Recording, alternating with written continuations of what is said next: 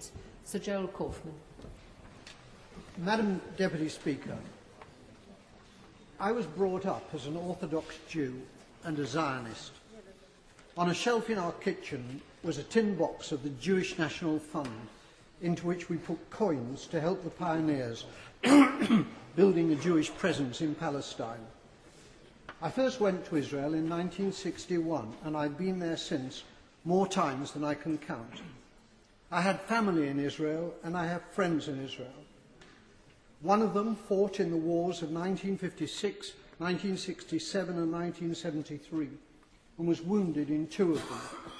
The tie clip which I'm wearing is made from a campaign decoration awarded to him which he presented to me. I've known most of the Prime Ministers of Israel, starting with the founding Prime Minister, David Ben-Gurion. Golda Meir was my friend. So was Yigal Allon, the Deputy Prime Minister, who as a general won the Negev for Israel in the 1948 War of Independence. My parents came to Britain as refugees from Poland. Most of their families were subsequently murdered by the Nazis in the Holocaust. My grandmother was ill in bed when the Nazis came to her hometown of Stachov. A German soldier shot her dead in her bed. Madam Deputy Speaker, my grandmother did not die to provide cover for Israeli soldiers murdering Palestinian grandmothers in Gaza. The present Israeli government ruthlessly and cynically exploit the continuing guilt among Gentiles over the slaughter of Jews in the Holocaust as justification for their murder of Palestinians. The implication is that Jewish lives are precious, but the lives of Palestinians do not count. On Sky News a few days ago, the spokeswoman for the Israeli army, Major Leibovich, was asked about the Israeli killing of, at that time, 800 Palestinians. The total is now 1,000. She replied instantly, 500 of them were militants. That was the reply of a Nazi. I suppose that Jews fighting for their lives in the Warsaw Ghetto could have been dismissed as militants. The Israeli Foreign Minister, Tzipi Livni, asserts that her government will have no dealings with Hamas because they're terrorists. Tzipi Livni's father was Eitan Livni, Chief Operations Officer of the terrorist Irgun Tzvai Leumi, who organised the blowing up of the King David Hotel in Jerusalem, in which 91 victims were killed, including 4 Jews. Israel was born out of Jewish terrorism. Jewish terrorists hanged 2 British sergeants and booby-trapped their corpses.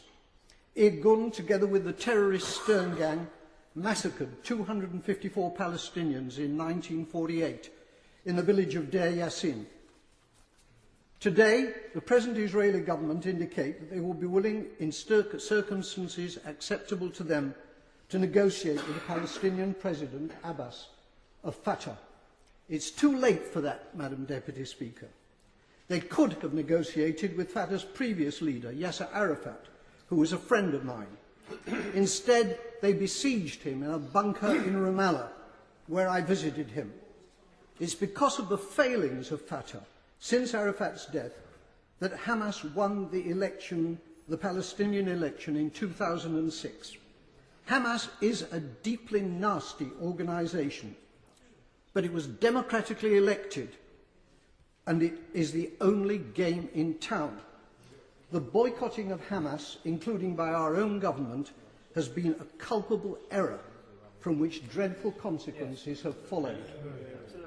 The great Israeli Foreign Minister Abba Eban, with whom I campaigned for peace on many platforms, said, "You make peace by talking to your enemies." However many Palestinians the Israelis murder in Gaza, they cannot solve this existential problem by military means. Whenever and however the fighting ends, there will still be 1.5 million Palestinians in Gaza and 2.5 million more Palestinians in the West Bank who are treated like dirt by the Israelis, with hundreds of roadblocks and with the ghastly denizens of the illegal Jewish settlements harassing them as well. The time will come, not so long from now, when they will outnumber the Jewish population in Israel.